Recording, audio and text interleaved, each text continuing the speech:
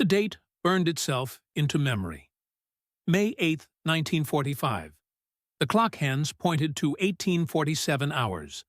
Camp Concordia sat under the vast Kansas sky. Average Frieder Heinrich Müller remained frozen like a statue. His eyes stared down at something impossible. A dining table groaned under the weight of food he'd only glimpsed in enemy propaganda films.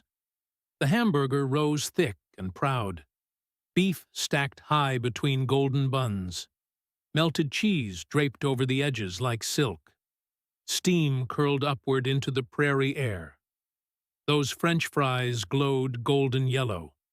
Heat still radiated from their crispy surfaces. That bottle of Coca-Cola stood beaded with moisture. Condensation rolled down its curved glass sides. Ice crystals clung to the surface despite the Kansas heat. The liquid inside promised cold sweetness beyond imagination.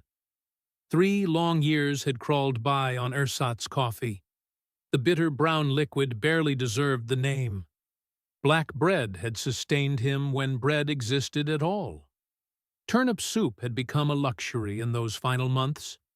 Watery broth with floating scraps of what might have been vegetables.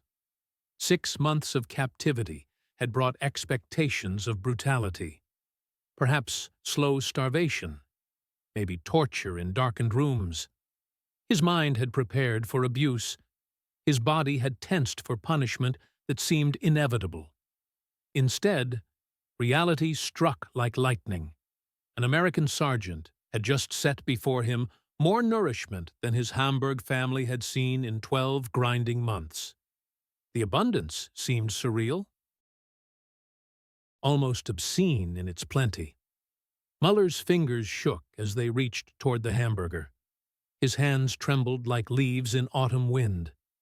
One bite exploded across his taste buds. Real beef. Actual flavor. His mouth remembered what food could be. Tears began their journey down weathered cheeks. First one, then another. Within heartbeats, they streamed like rivers. His chest heaved with emotion he couldn't control. The sobbing began as a whisper. It grew into something animal and raw. The American guards shifted uncomfortably. Their eyes met across the mess hall. Uncertainty flickered in their glances. Should they intervene? Should they leave him be? This broken man weeping over a hamburger confused them. This scene would echo across hundreds of similar camps, from Kansas wheat fields to Mississippi cotton plantations. The American heartland held thousands of such moments, each one as devastating as the last, each prisoner discovering the same impossible truth. The U.S. military had stumbled onto something profound. Kindness could shatter a man's resistance faster than any interrogation technique ever devised. A simple hamburger and ice-cold Coca-Cola had become psychological weapons more powerful than bombs or bullets. The transformation began not in stark interrogation rooms. It started in mess halls scattered across 45 American states. The Geneva Convention of 1929 had established minimum requirements. The United States chose to exceed those standards by vast margins. This decision would fundamentally alter the psychological state of hundreds of thousands of enemy soldiers. Those first large groups of German prisoners had arrived on American soil during 1943. The North African campaign had yielded thousands of captives. They came expecting death. They found something far more unsettling. War Department records painted the picture in stark numbers. By May 1945, approximately 371,683 German prisoners filled 501 camps. They spread across the continental United States like seeds scattered by wind. Each camp held men who had been thoroughly indoctrinated by Nazi propaganda. These soldiers had absorbed years of anti-American hatred. Capture by Americans meant torture and death, according to everything they'd been taught. Many had received specific instructions to end their own lives rather than surrender to such monsters. Lieutenant Joseph Hartman had fallen into American hands at Kasserine Pass. February 20th, 1943, remained etched in his memory forever. Later testimony to Army historians revealed his mental state upon arrival. Photographs of alleged American atrocities had been drilled into their consciousness. They expected to be worked to death in underground mines. Starvation and beatings seemed certain. Some men in Hartmann's unit had sewn cyanide capsules into uniform seams. Death seemed preferable to American captivity. The journey to Camp Hearn, Texas, took 3 weeks by ship and train. April 3, 1943, brought arrival at something completely unexpected. What Hartman and thousands of others encountered defied everything they had been prepared for. Reality crashed against propaganda like waves against stone cliffs. The truth proved far more devastating than any lie. Army records from the Provost Marshal General's office documented standard daily rations. War Department Circular 19, dated March 1943, established the guidelines. Each German prisoner received 4,000 calories per day. This exceeded what American soldiers received in combat zones. It dramatically surpassed what German civilians were receiving under Allied bombing campaigns. The menu rotation appeared in camp administrative records like a feast from another world. Items appeared that most Germans hadn't tasted since before the war began. Monday morning brought eggs prepared fresh. Bacon sizzled on metal griddles. Toast appeared with real butter, not margarine substitute. Coffee came with actual sugar crystals. Orange juice flowed like liquid sunshine. Tuesday lunch featured roast beef, carved thick. Mashed potatoes swam in rich brown gravy. Green beans appeared bright and fresh. White bread accompanied every meal. Apple pie completed the feast with sweet perfection. Wednesday dinner offered fried chicken with crispy coating. Corn on the cob dripped with melted butter. Biscuits rose light and fluffy from ovens. Ice cream finished the meal in cold sweetness. These weren't occasional treats reserved for special occasions. This abundance repeated week after week with mechanical regularity. The plenty never seemed to end. Feldwebel Otto Kraus had been captured during the Normandy fighting. Processing through Camp Shanks, New York, led to transfer to Camp Aliceville, Alabama. His first American meal created cognitive dissonance he couldn't process. A 1946 affidavit to the International Red Cross captured his bewilderment. The elaborate meal seemed like an elaborate trick. Perhaps they had prepared this feast for propaganda photographs. Maybe cameras would appear to document German prisoners enjoying American hospitality. He refused to touch the food for hours that stretched like years. Other prisoners ate without punishment. Guards actually encouraged larger portions. No one faced consequences for accepting American generosity. He finally took one small bite of that hamburger. His willpower crumbled completely. Everything on the tray disappeared rapidly. He asked for seconds without shame. They provided additional portions without hesitation. No questions, no ridicule. Just more food than he could consume. The psychological impact hit immediately and completely. These were men who had survived years under strict military discipline. Rations had grown increasingly meager as Germany's situation deteriorated month by month. Many hadn't seen fresh meat in months before capture. Some had been subsisting on acorn coffee and sawdust bread mixed with whatever fillers could be found. The abundance they encountered in American camps created immediate cognitive dissonance. Their training had prepared them for torture. It had prepared them for starvation. It had never prepared them for kindness or plenty. American military psychiatrists would later term this nutritional shock syndrome. The phenomenon manifested in unexpected ways across the entire camp system. Medical officers found themselves unprepared for psychological responses to adequate nutrition. They documented cases that defied their understanding of prisoner behavior patterns. Captain Robert Thornhill served as chief medical officer at Camp Clinton, Mississippi. July 15, 1944, brought a report filed with the Surgeon General's office. It described what he witnessed during the first week after 200 German prisoners arrived from Atlantic Crossing. Approximately 40% of incoming prisoners experienced emotional breakdowns within 72 hours. The trigger wasn't interrogation stress. It wasn't confinement anxiety. It was simply the presentation of food in quantities they hadn't seen in years. Thornhill's report detailed specific cases that haunted his memory. Gefreiter Franz Weber, 23 years old, hailed from Stuttgart. Anzio had been his final battlefield before capture. A steak dinner with potatoes, vegetables, and cherry pie triggered what medical staff initially diagnosed as a psychotic episode. Weber began laughing and crying simultaneously. His behavior defied medical understanding. He clutched the steak against his chest like a precious treasure. The German words, "Es ist nicht möglich," repeated like a broken record. It's not possible. It's not possible.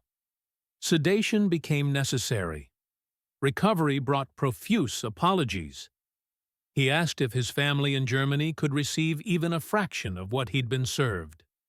The question hung in the air without answer. The pattern repeated with remarkable consistency across all camps. War Department psychological assessment teams were dispatched to investigate during late 1944. Their findings appeared in classified reports, recently declassified under Freedom of Information Act requests. Dr. Abraham Weinstein, a psychiatrist assigned to evaluate conditions at Camp Opelousas, Texas, and Louisiana, documented his findings in December 1944. The prisoners were experiencing severe cognitive dissonance. Years of conditioning had taught them Americans were barbaric enemies. Yet they received treatment superior to what German civilians were experiencing. This contradiction caused psychological breaks that manifested as uncontrollable crying, hysterical laughter, or catatonic states. The Coca-Cola phenomenon proved particularly devastating to prisoner psychology. The soft drink had become ubiquitous in American military culture. To German prisoners, it represented something far beyond mere refreshment. Unteroffizier Wilhelm Becker endured questioning by Red Cross representatives at Camp Ruston, Louisiana, during March 1945.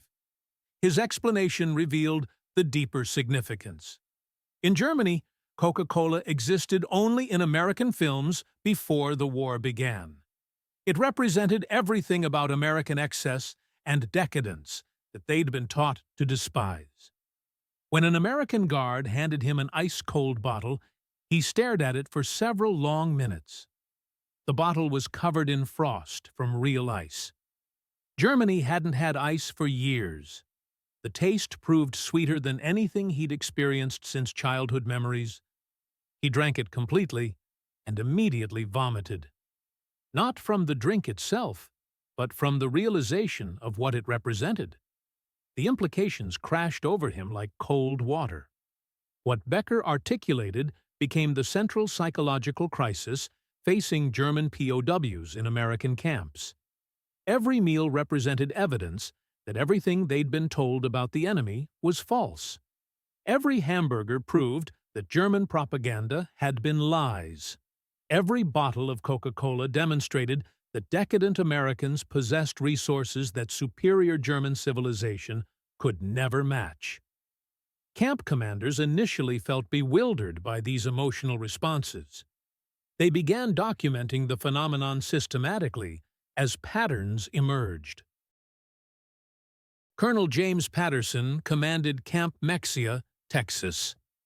August 30, 1944, brought a letter to the Provost Marshal General requesting guidance on handling prisoner emotional responses to mess hall operations. Sufficient medical staff existed for physical ailments.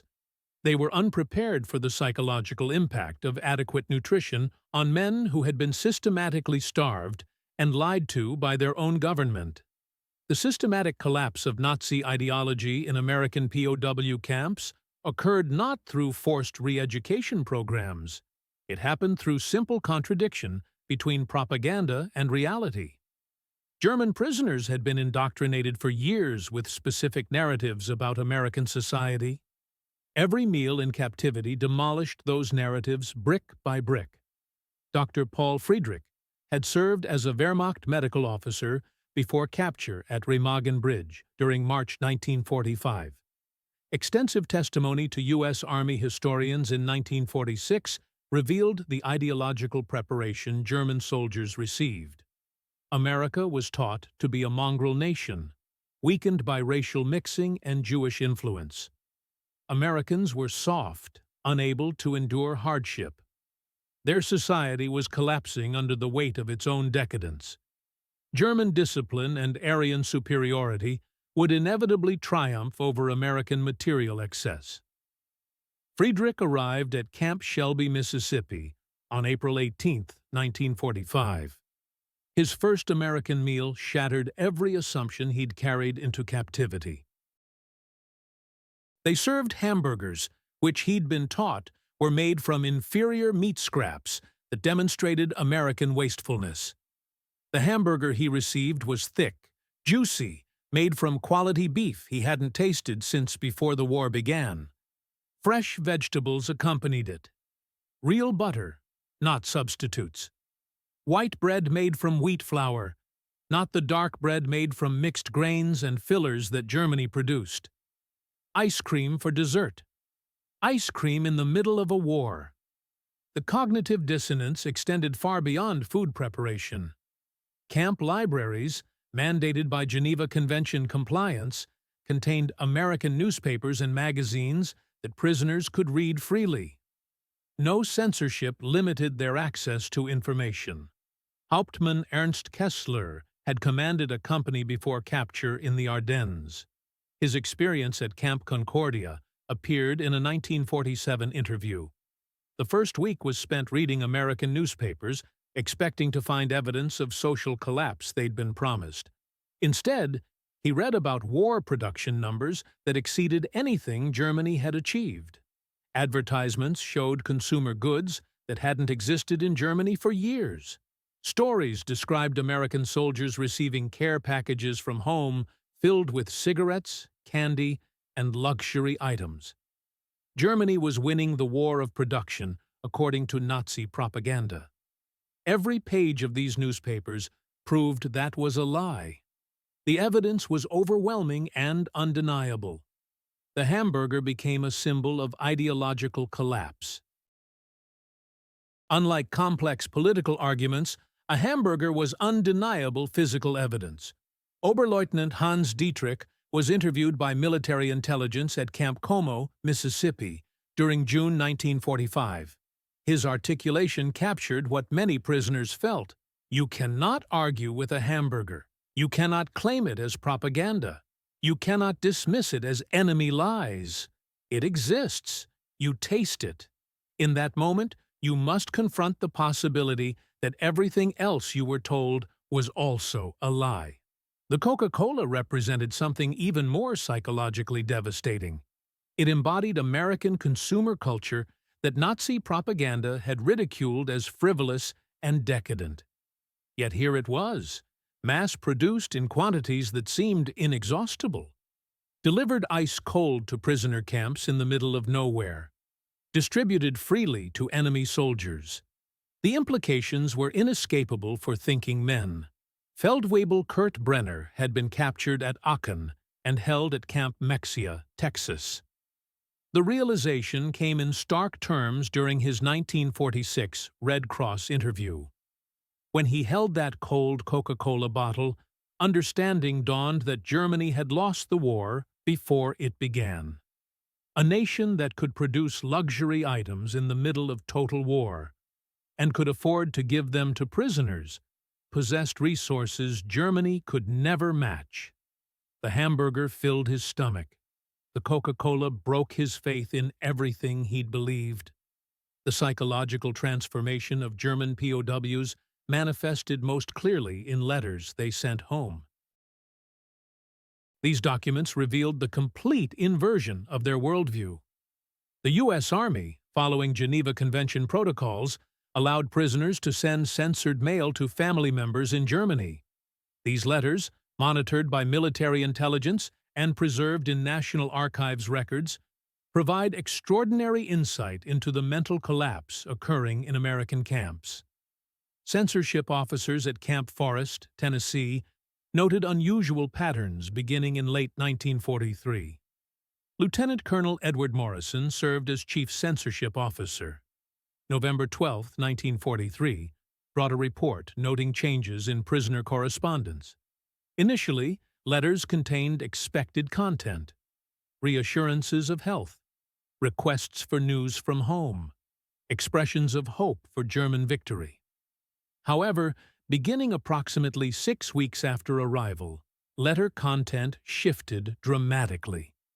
Prisoners began describing their treatment in detail, specifically focusing on food quality and quantity. Many letters contained passages that sounded like advertisements for American abundance. Gefreiter Ludwig Hoffmann's letter to his wife in Dusseldorf exemplified this pattern. Written from Camp Alva, Oklahoma, on January 15, 1944, the declassified letter revealed the transformation. Today for lunch they served fried chicken, more meat on one plate than they'd seen in a month at home. Potatoes came with real butter, not margarine.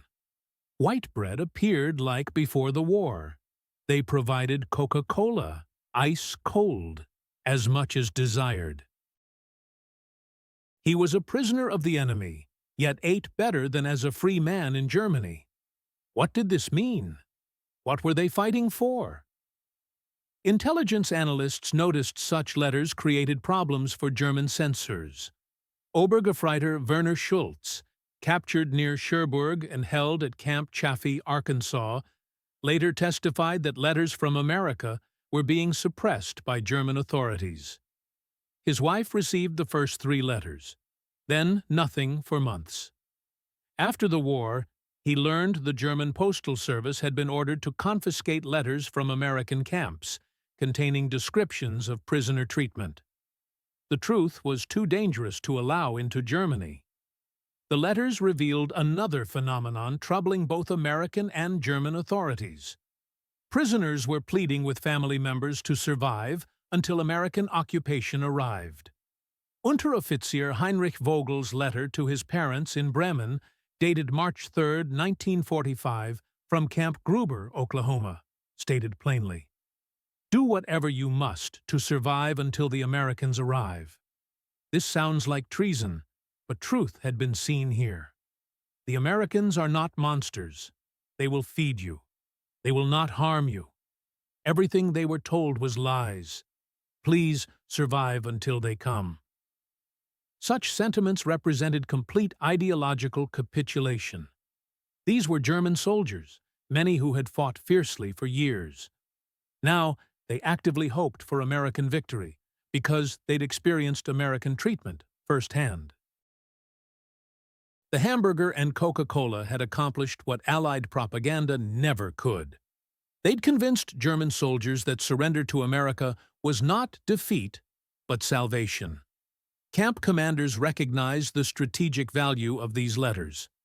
Brigadier General Howard Clark commanded the POW camp system in the 8th Service Command.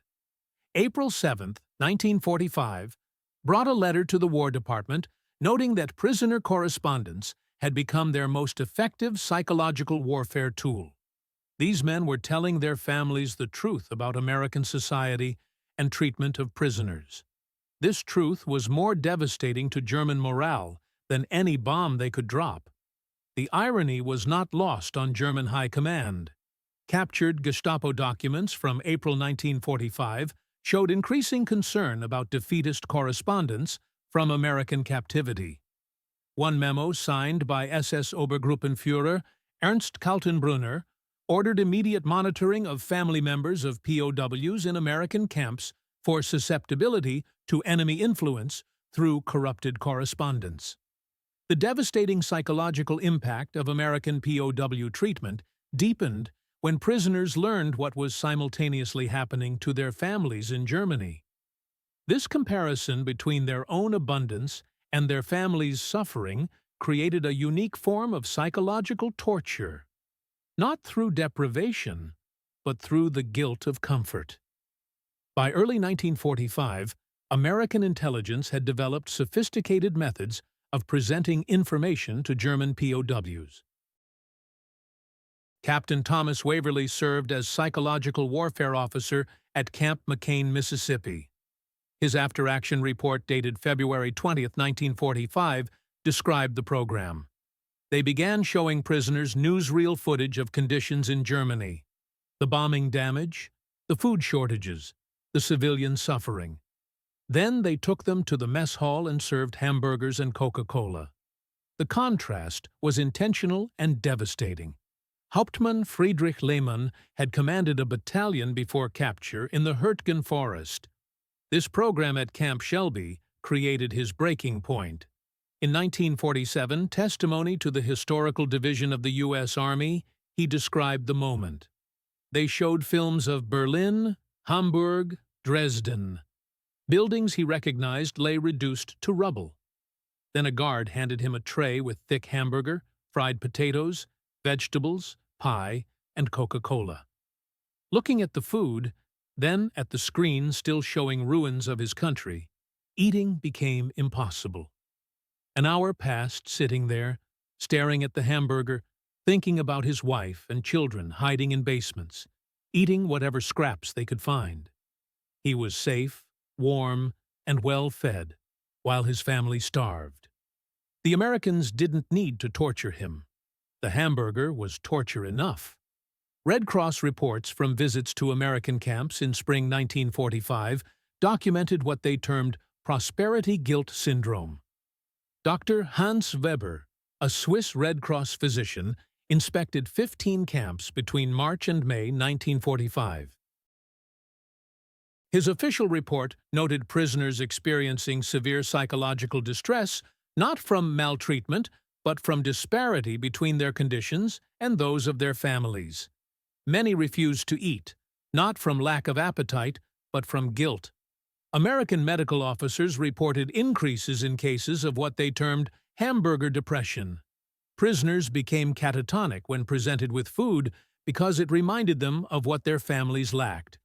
The Coca-Cola became particularly symbolic of this disconnect.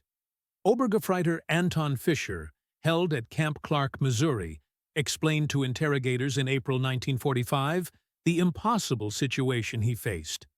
In Germany, his children hadn't had sugar in 2 years. They'd forgotten what candy tasted like. Here, he drank Coca-Cola, liquid sugar, thinking about his daughter's face when she used to taste something sweet. Americans gave them ice cream while his children ate boiled nettles. How could he accept this abundance while they suffered? How can I possibly drink this Coca-Cola when I understand what it truly represents? The cold bottle sits heavy in my hands. The sweet fizz burns my throat. Each sip carries the weight of impossible contradictions. Military psychiatrists watched this transformation with fascination. They observed guilt morphing into something far more dangerous to Nazi ideology. Political awakening was taking root in the most unexpected place. Major Reynolds worked as chief psychiatrist at Camp Breckinridge in Kentucky. His report from May 1945 revealed startling patterns. Prisoners were changing their entire worldview. The anger they felt was no longer directed at America for treating them well. Instead, rage was building against Germany itself. Their homeland had created this unbearable situation. Families suffered while prisoners feasted like kings. The words of one prisoner cut through every excuse. Hitler promised us victory and prosperity. His voice carried bitter irony. Instead, I have prosperity as a prisoner while my family faces defeat and starvation. The question hung in the air like smoke. Who is the real enemy? This comparative reality stretched far beyond simple meals.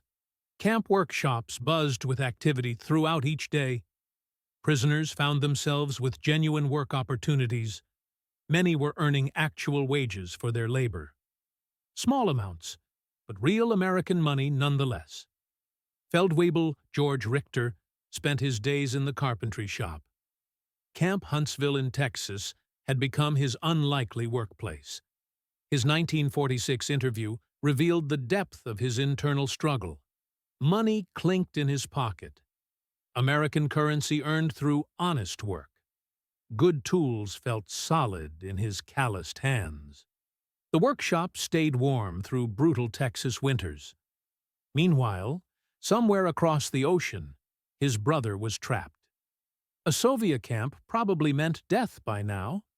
His father labored in a bombed factory for no compensation whatsoever. The irony twisted like a knife in his chest. I was the prisoner, but I was the only free man in my family. The words came out like a confession. This understanding shattered something fundamental inside him. The pieces could never be put back together the same way. The true devastation to German morale ran much deeper than food itself. Each meal represented something far more threatening. Understanding crept in slowly, then all at once. That hamburger was not merely sustenance. It stood as living proof of industrial capacity beyond German comprehension. Even at the height of Nazi power, nothing had come close to this abundance. Technical Sergeant Harold Patterson maintained meticulous records. His supply office at Camp Concordia in Kansas tracked everything. Numbers told the real story of American operations. His June 1945 report documented the supply chain supporting one medium-sized camp. The statistics painted an impossible picture. Daily beef consumption reached 2,400 pounds. Fresh meat arrived like clockwork every morning. Weekly Coca-Cola deliveries brought 15,000 bottles to the gates. Ice-cold refreshment for prisoners of war. Monthly sugar allocation totaled 8,000 pounds. Sweetness in abundance while Europe starved. Bread production churned out 1,200 loaves daily. Warm, fresh bakery smells filled the air constantly. Every supply arrived with absolute reliability. Weather never stopped the deliveries. Military operations elsewhere never interrupted the flow. This system operated with mechanical precision that defied belief. German officers possessed training in military logistics. They recognized immediately what these numbers actually meant. Calculations formed in their disciplined minds. The implications struck like physical blows. Oberst Klaus Reinhardt had commanded troops before his capture in the Ruhr Pocket. His debriefing at Camp Butler in North Carolina took place on May 15, 1945. Mathematical analysis revealed devastating truths. He calculated resources required to feed prisoners at current levels, then multiplied that figure by the number of camps across America. The numbers grew beyond comprehension. American civilians were eating even better than prisoners. American soldiers in combat zones also received superior supplies. The industrial capacity required to sustain this entire system exceeded Germany's total industrial output. Even at peak wartime production, nothing had come close. His conclusion hit like artillery fire. We were not defeated by better soldiers or superior tactics. The words carried the weight of absolute certainty. We were buried under an avalanche of industrial capacity we could not comprehend. No amount of courage or skill could overcome such overwhelming material advantage. The Coca-Cola supply chain particularly mesmerized German officers with logistical background. They understood supply chains from military necessity. This civilian luxury demonstrated capabilities beyond their wildest estimates. Major Ernst Keller served as a quartermaster officer before capture. Camp Maxey in Texas became his observation post. He requested permission to study the camp's supply system in detail. His report, written in careful English, analyzed everything he witnessed. The Coca-Cola arrives in refrigerated trucks. These vehicles travel hundreds of miles from distant bottling plants. Trucks run on gasoline that America produces with casual abundance. They use precious fuel for civilian deliveries during active wartime. Glass bottles are manufactured in dedicated factories far from the camps. These containers travel vast distances without apparent strain on the system. Distribution reaches remote camps in the middle of Kansas. The logistics never seem to falter or fail. In Germany, glass bottle production for military medical supplies had collapsed early in the war. America produces glass bottles for a luxury beverage, then delivers them to prisoners in remote locations without difficulty. Kitchen duty provided even deeper insights into American abundance. Prisoners who worked preparing meals saw the full scale daily. Gefreiter Paul Schneider was assigned to kitchen work at Camp Como in Mississippi. His diary entries, later donated to the National World War II Museum, revealed shocking observations. Today, I watched them prepare lunch for 2,000 prisoners. One truck delivered meat in quantities that staggered him. The amount exceeded what his entire Bavarian village would see in a month. Waste disposal contained more edible food than his family had eaten in a week. Prime cuts were discarded without a second thought. This was just one camp on one ordinary day. One location among hundreds scattered across America. Questions multiplied in his mind like wounds. How many camps existed across this vast continent? How much food was being produced every single day? Germany was supposed to be the industrial powerhouse of Europe. Nazi propaganda had proclaimed this repeatedly. But what I see here is not industrial power. The words felt like betrayal to write. It is something beyond anything we ever achieved. Even our greatest accomplishments paled in comparison. The hamburger transformed into a unit of measurement for industrial capacity. Intelligence reports noted prisoners discussing hamburger economics with obsessive detail. They calculated German industrial capability in terms of hamburger production potential. The mathematical comparisons always proved devastating. Even at peak production in 1940, Germany could not have matched the casual abundance of one American POW camp. The scale defied every assumption about national strength. General Major Werner Hoffman held the highest rank at Camp Clinton in Mississippi. His final report before repatriation in 1946 synthesized years of careful observation. The hamburger defeated us more completely than any tank or bomber. His words carried the weight of professional military analysis. It was proof that American propaganda was not exaggeration, but understatement. Every boast about American production had actually been modest. A nation that could afford to feed defeated enemies better than Germany fed its own soldiers possessed resources beyond capacity to resist.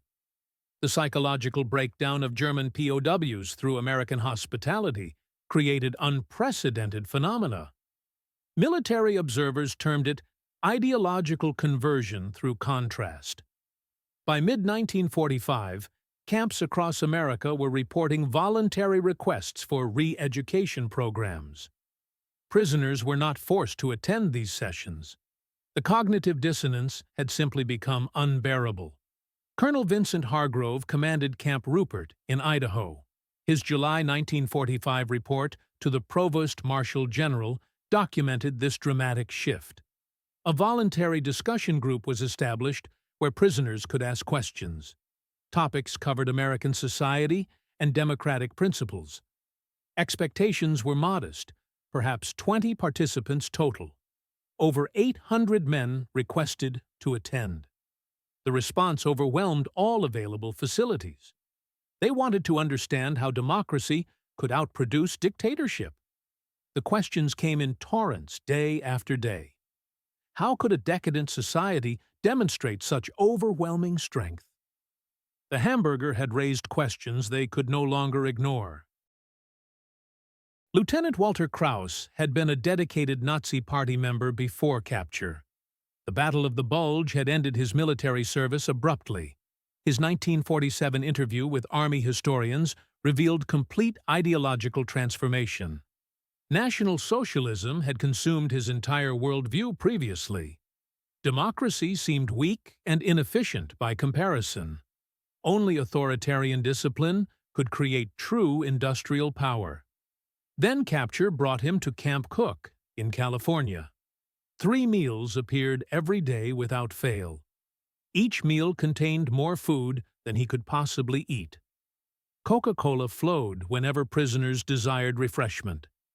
The abundance seemed physically impossible to sustain. Questions tormented him day and night.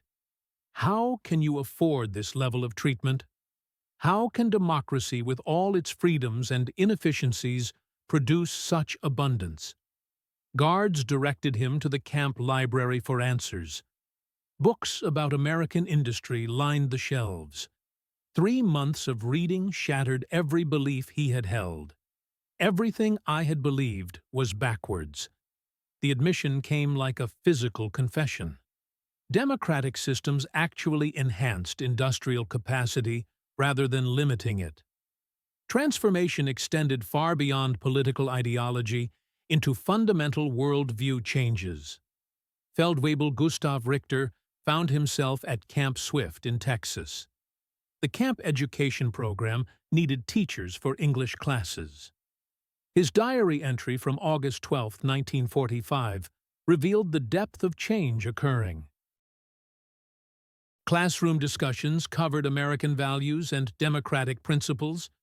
One prisoner asked the question haunting everyone: if America is so powerful and we are defeated, why do they feed us so well?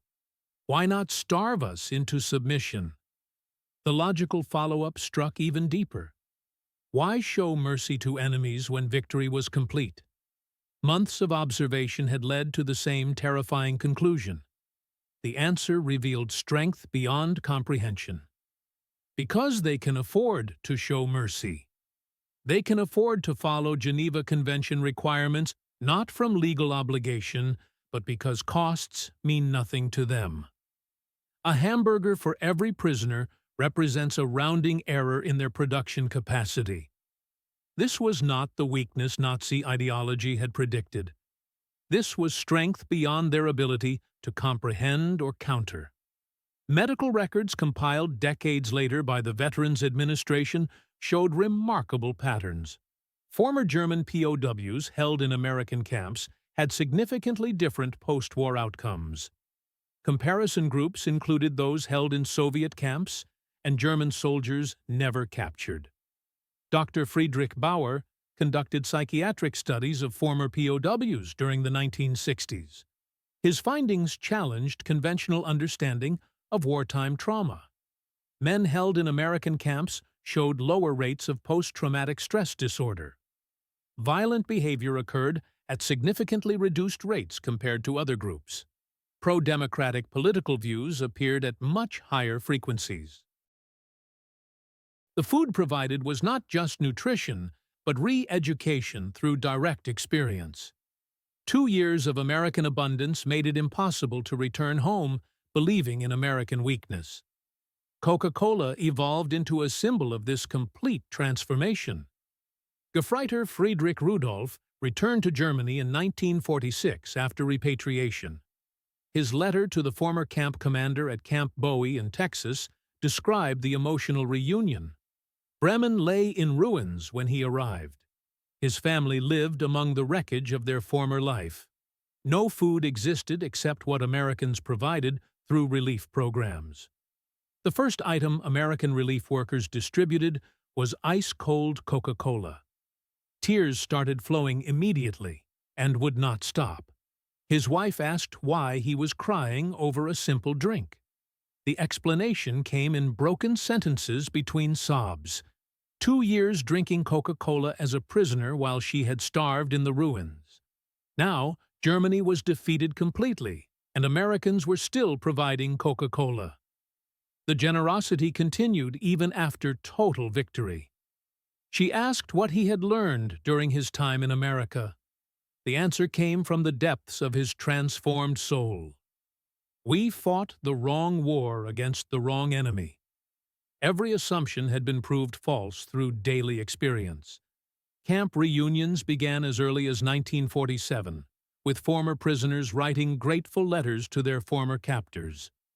The National Archives preserves hundreds of such correspondence. One letter from Hauptmann Ernst Weber to the commander of Camp McCain in Mississippi was dated March 1948. His words captured the complete reversal of understanding. The hamburgers and Coca-Cola you gave us accomplished what all Allied propaganda could not achieve. Direct experience proved more powerful than any argument or threat. You showed us that our ideology was built on systematic lies. Defeat through cruelty would have created martyrs and lasting hatred. You defeated us not with cruelty, but with kindness. This was the most devastating defeat of all. Long-term impact of American POW treatment extended far beyond the immediate war years. German society and relationships between former enemies were fundamentally reshaped. Post-war German Reconstruction and Cold War alliance between America and West Germany grew from seeds planted in camp mess halls. General Lucius Clay served as military governor of the American zone in occupied Germany. His memoir, published in 1950, recognized these crucial connections. German prisoners returning from American camps became the most effective advocates for democratic transformation. They had experienced American values through daily life, rather than propaganda. When Reconstruction required Germans to help rebuild along democratic lines, the strongest supporters emerged from former POW camps. They had tasted American abundance firsthand and wanted to build a Germany capable of achieving similar prosperity. Democratic means offered the only path to such achievement. Statistical analysis conducted by the State Department in 1952 revealed striking numerical patterns. Approximately 380,000 German POWs had been held in United States camps throughout the war. Over 45,000 requested permission to immigrate to America after hostilities ended.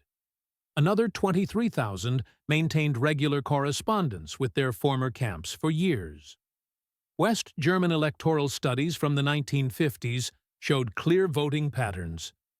Former POWs from American camps supported pro-Western Democratic parties at rates 30% higher than the general population. Direct experience had created lasting political preferences that shaped the new nation. Oberst Heinrich Brandt spent 3 full years at Camp Shelby in Mississippi. After the war, he became a prominent advocate for German-American friendship. His 1955 speech to the Bundestag synthesized years of reflection on his transformation. American captivity began with him as a dedicated enemy. It ended with someone who understood what Germany could become. Americans did not break German prisoners through torture or deprivation. They accomplished something far more complete through generous treatment. Every hamburger served as a lesson in democratic values. Every Coca-Cola provided proof that free societies could outproduce authoritarian regimes. These daily lessons were shaping the Federal Republic being constructed from the ruins. Cultural impact proved equally significant in the decades following the war. American food culture introduced to German POWs became central to post-war German-American relations.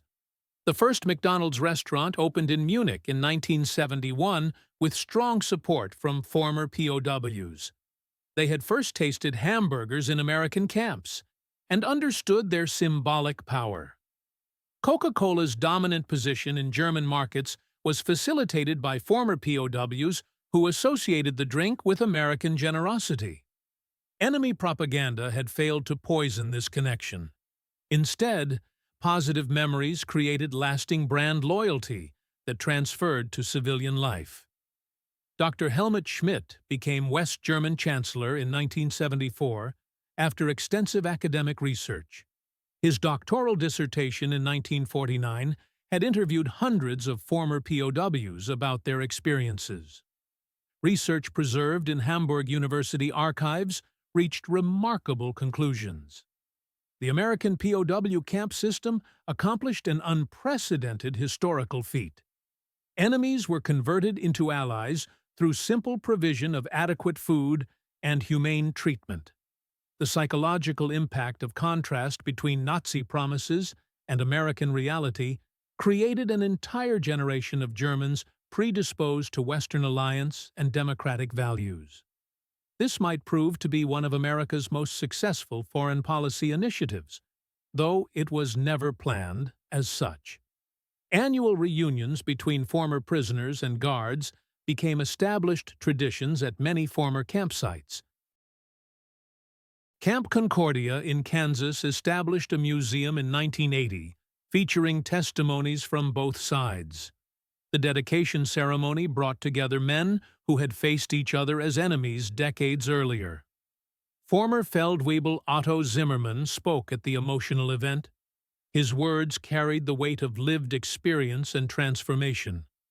Arrival at this camp in 1944 had meant expecting death or torture. Instead, Hamburgers and Coca-Cola had greeted him daily. Learning occurred that his supposed enemies were more humane than his own government had ever been. This camp did not just hold prisoners, it freed us from lies we had believed without question. Truth had emerged through the simple act of decent treatment during captivity. Intelligence assessments from the early Cold War revealed that Soviet authorities understood the strategic impact completely. American POW treatment had created a serious ideological challenge to communist narratives. A KGB report from 1948, declassified in 1992, expressed deep concern about returning German POWs. These men spoke positively about democratic capitalism based on direct personal experience. Their testimony contradicted Soviet narratives about American imperialism and exploitation. Recommendations included restricting public statements by these individuals wherever possible. The Hamburger and Coca-Cola had become instruments of Cold War influence more effective than any propaganda campaign. Former prisoners served as living testimonials to American values throughout the Reconstruction period. Their transformed worldviews had been shaped by meals they could never forget. Personal experience trumped political theory every time. The story of German POWs broken by Hamburgers and Coca-Cola reached its ultimate testimony in the final years of the 20th century. Last survivors reflected on experiences that had transformed their lives and their nation forever. Their words, preserved in archives and documentaries, revealed the enduring psychological impact of American wartime hospitality. 1995 marked the 50th anniversary of Victory in Europe Day. The largest reunion of former German POWs from American camps took place at Camp Concordia in Kansas. The event attracted 312 former prisoners and 89 former American guards who had served during the war. Speeches delivered that day were recorded by the Library of Congress for historical preservation. Gustav Schneider was 76 years old when he spoke with tears flowing down his weathered cheeks. Capture at Normandy had brought him to Camp Mexi in Texas decades earlier. Memory remained crystal clear of specific moments that changed everything. An American sergeant had handed him a hamburger on June 18, 1944. The exact date was burned into his memory forever. Nazi training had prepared him for torture and starvation at American hands. Instead, Better food than he had eaten in years was placed before him without conditions or cruelty. That single hamburger changed the entire trajectory of his life. Questions began forming that challenged every assumption.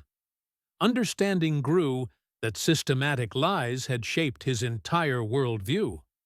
Return to Germany had been followed by 40 years spent building a democratic nation because he had tasted what democracy could actually provide. That hamburger remained the most important meal of his entire life. Its impact had rippled through decades of choices and commitments. Medical research conducted during the 1990s by the Max Planck Institute examined long-term psychological effects of POW experiences.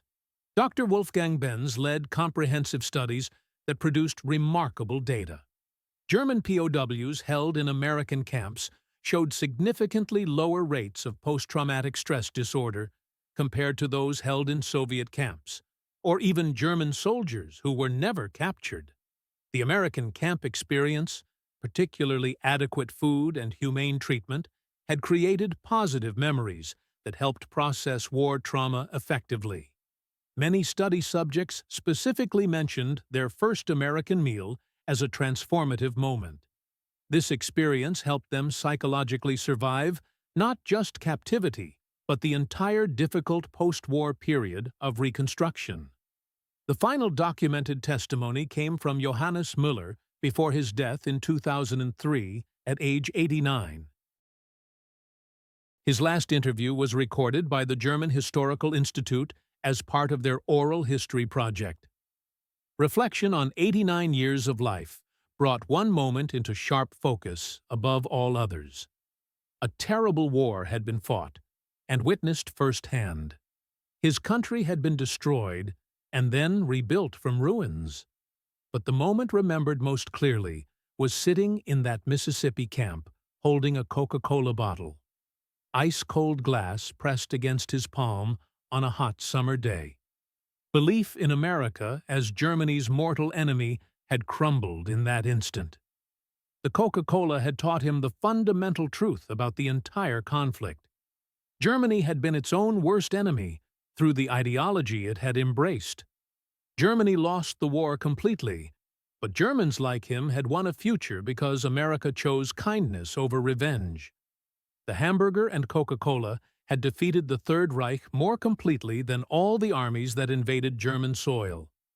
Military victory was temporary, but ideological transformation was permanent.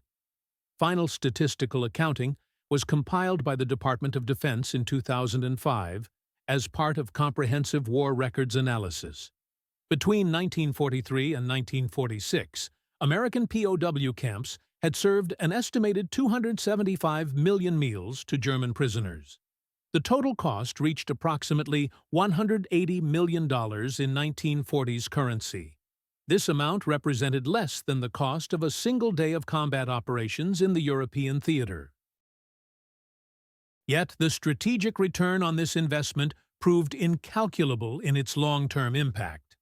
Those millions of meals helped transform Germany from enemy to ally within a generation.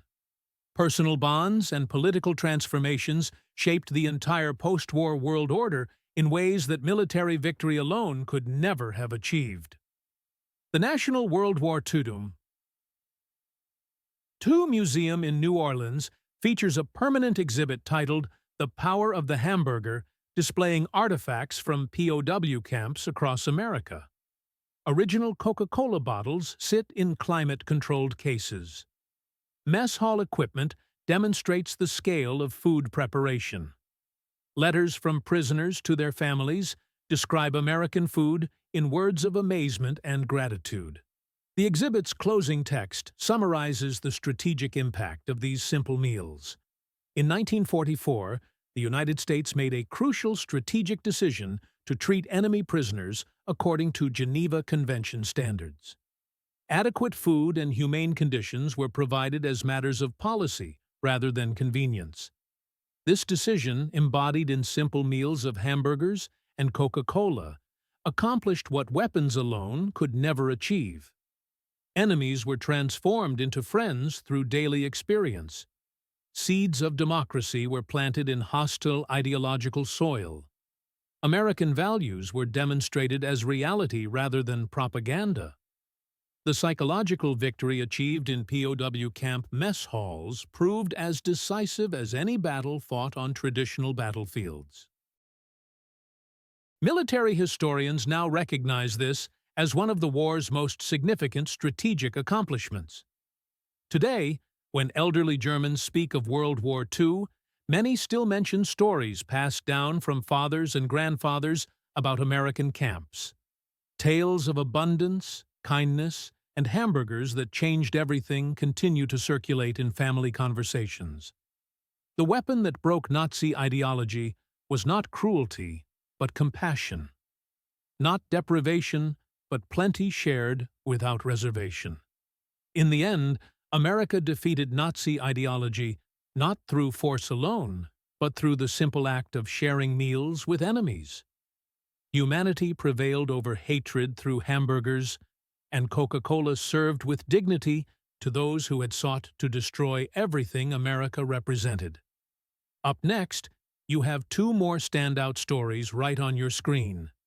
If this one resonated with you, you will not want to pass these up. Just click and check them out. And don't forget to subscribe and turn on the notification bell so you don't miss any upload from us.